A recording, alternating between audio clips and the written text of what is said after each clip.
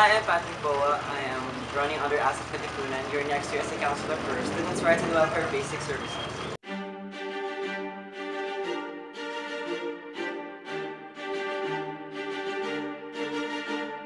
Bilang USC Counselor for Students' Rights and Welfare Basic Services, ating papangunahan ang mas masigasig na kampanya upang makamit ng mga eskola ng bayan at mga susunod pang eskola ng bayan ng isang edukasyong mas makabuluhan at mas makamasa.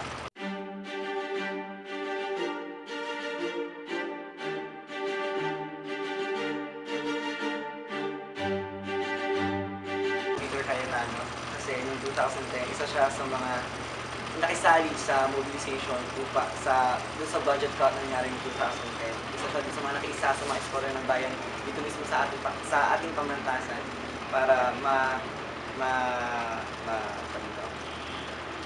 solusyonan ang problema sa patuloy na pagtaas patuloy na pababa ng ating state subsidy for the university.